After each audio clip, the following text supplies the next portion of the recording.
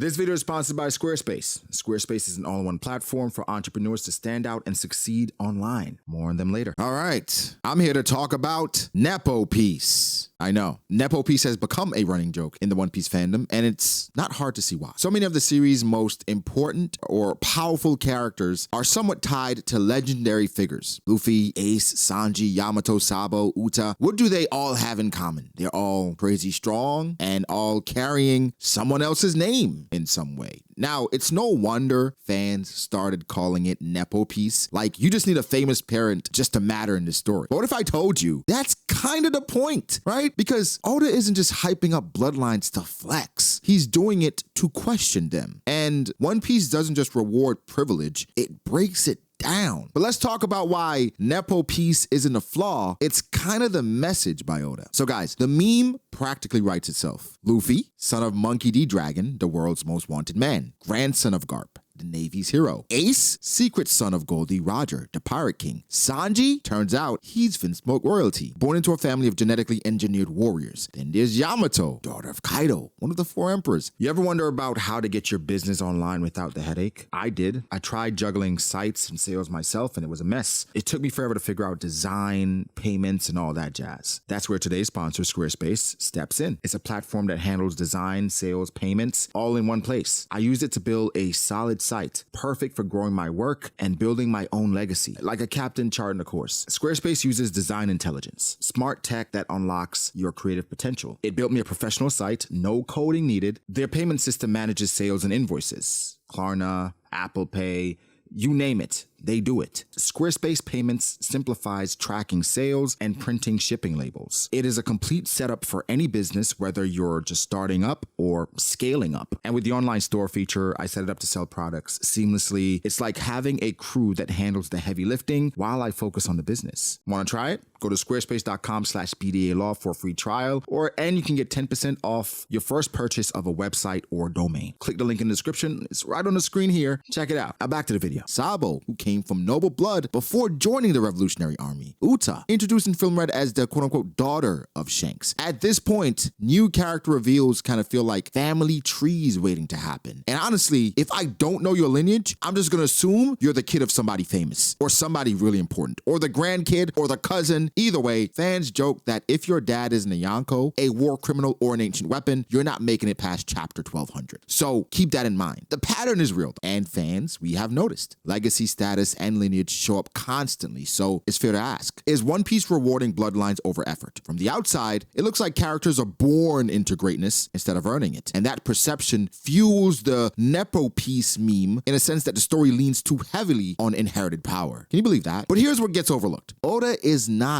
glorifying legacy, he is challenging it. He's fully aware that these characters have famous parents. He uses that as narrative weight, not necessarily as a cheat code. In One Piece, having a legendary bloodline isn't really a privilege. It is positioned as more of a burden. Luffy's not just strong because of Dragon or Garp. He trains a lot, he fights a lot, and he survives a lot. And he survives the worst the world throws at him. Ace did not embrace Roger's name. He actually hid it. He forged his own path and died protecting a brother, not a bloodline. One could argue him being Roger's son caused him more pain than pleasure. Sanji rejected the Vinsmoke identity and stood by his own values, even when it cost him everything. So what fans are calling Nepo baby energy, Oda uses it to ask deeper questions. What do you do with the name that you were given? Do you run from it? Accept it? Redefine it? In One Piece, legacy doesn't just hand you power, it forces you to choose who you are. Do you think Nico Robin is who she is and she benefits from being an O'Haran? No, her life has been hell, literally because of bloodline. The real heart of One Piece has never been about blood. It's always been about will and the relationships you create outside of that, right? While the Nepo piece label suggests power through legacy, Oda always consistently flips that idea on its head. Legacy in One Piece isn't a shortcut, it's a test. The question isn't who's your father, it's can you carry someone else's dream? This theme shows up early through the Will of D. Characters with the D initial, they don't inherit power, they again inherit struggle, shake the world, but they don't benefit from their name. Ace is sentenced to death because of it. Law's entire family is wiped out because of it. Jaguar D. Saul is hunted down and killed for defying orders in Ohara. The D isn't a privilege, it's pressure. It's a symbol of rebellion. And every character who carries it makes a choice to fight for something greater, no matter the cost. Luffy could lean on being Dragon's son or Garp's grandson, but he never does. His strength isn't tied to blood, it comes from experience, pain, and purpose. He inherits not power, but will from Shanks, Ace, Sabo, Roger, not because of lineage, but because their dreams align. It's not about where he comes from, it's about where he chooses to carry forward. Sanji's arc proves this even harder. In chapter 840, we learn he's Vinsmoke royalty, scientifically enhanced and born into power, but instead of embracing it, he rejects it. He refuses to be like his cold, heartless family. His true father figure is Zeph, not Judge. His values come from the kitchen, not the lab. And despite the raid suit and DNA modifications, his biggest strength is his emotions and his humanity. That's when Sanji's at his strongest, the more emotional he is. Oda even slightly touches on that with Katakuri in Whole Cake Island, where again, your name is pressure. And due to that pressure, Katakuri felt like he had to live up to a persona, a facade that wasn't who he really was. And Luffy came along and Luffy kind of showed him, yo, being who you truly are is what you need to be. It's not fully fleshed out. There's still certain things that would need to come full circle, but this is One Piece. Ace, same deal. Being Roger's son brought him nothing but pain. He denied that connection his whole life, choosing instead to fly Whitebeard's flag. When Ace died, it was not to protect Roger's legacy. It was to protect Luffy's future. That wasn't the end of a bloodline. That was the passing of a torch. And this idea of passing the torch is everywhere. Roger didn't reveal the One Piece because he believed the next generation would find it. Not his child, someone who carried his will. That's why he laughed. That's why the story wasn't over. Of course he joked that his son would be the one, but come on. It was for everyone. That dream, that torch, anyone could take it. Shanks, he saw that will in Luffy. Really trained him because of it. Nobody helped Luffy because of Dragon. Well, Puma kind of did. But they did it because they saw something else in him. This isn't just a character theme. It's a direct challenge to the world of One Piece, where bloodlines define status. Now, we're not going to be ignorant and act like bloodlines don't bring benefits, but it brings a lot more with it. The Celestial Dragons, now they're the ultimate Nepo babies, born into untouchable power, yet morally bankrupt, and Oda places them as the villains of the entire system. Meanwhile, the heroes, Luffy, Ace, Sabo, Sanji, they fight to break that system. Even when they're born into legacy, they reject its comfort and choose their own path, because in One Piece, legacy isn't power, it's potential. And then the choice to stand up, fight, and carry someone else's dream is what turns that potential into something world-changing. That's why Oda doesn't glorify bloodlines, right? He highlights them, and then he deconstructs them. The strongest characters aren't the ones born great. They're the ones who inherit the fire and keep it burning. In One Piece, legacy doesn't guarantee loyalty. Oda repeatedly shows that bloodlines don't bind his characters' beliefs. Being born into greatness means nothing if you don't choose who you are. Yamato is the clearest example. As Kaido's daughter, she was meant to inherit a tyrant's empire. Instead, she idolizes Kozuki Oden, the man her father executed. When we found out that she was beaten and imprisoned for claiming Oden's name, this elevated Yamato for so many people. Because she never backed down, her identity isn't forged by blood, it's a rebellion against it. Sabo, born into the Goa Kingdom nobility, rejects his aristocratic life. He sees the cruelty of his parents and chooses freedom, running away at 10 to become a pirate. Now later, as the Revolutionary Army's chief of staff, Sabo is not using his birthright. He's fighting against it. His strength does not come from his name. It comes from the name he chose with Luffy and Ace. I think it's clear, guys. Across the board, One Piece characters define themselves by choice, not blood. Oda uses these Nepo babies not to promote inherited power, but to show the cost of resisting it. Nobility, fame, bloodlines can be thrown away, and the strongest characters are the ones who do exactly that. In Oda's world, your blood does not define you unless you let it. Real power is deciding who you are and fighting for it. To understand why Nepo Piece fits thematically, you have to look at what Oda's really building. A story about passing the torch. From the beginning, One Piece has never been about who holds power now, it's about who carries it forward. Gold D. Roger did not announce what the One Piece was. In chapter 968, he laughed, not because he won, but because someone else would come next. That future wasn't guaranteed by blood, it had to be earned by will, and that's what makes Luffy special. He's not Roger's son, he doesn't inherit the Pirate King's blood, but he inherits the spirit through Shanks, through Rayleigh, through the Straw Hat. Luffy has become that new spark. That hat isn't just an accessory, it's a symbol of inherited will. Every time Luffy passes it to a crewmate, it's a reminder. This dream doesn't just belong to one person, it lives on through others and is supplemented and helped by others. And it's not just Luffy, Zoro, Nami, Robin, Brook, Frankie. They each carried the will of someone they lost. Kuina, Bellemere, Saul, Laboon, Tom. They didn't inherit power, they inherited purpose. And that purpose becomes their strength. Meanwhile, Celestial Dragons, they represent the opposite. They're They're the true Nepo babies, okay? Absolute power, but hollow inside. Their privilege, it's not respected. They're mocked. They inherit the world, but they contribute nothing to it. Oda uses them to show what happens when legacy has no meaning. So yes, One Piece is full of bloodline twists and secret identities, but it's never about the blood itself. It's about what the characters do with it. I know we have the reveal of Rocks and Blackbeard, but in this story, the One Piece isn't passed down. It's earned. And the people who carry the fire, they don't do it because of their family. They do it because someone believed they could light the next one. So for Rocks and Blackbeard,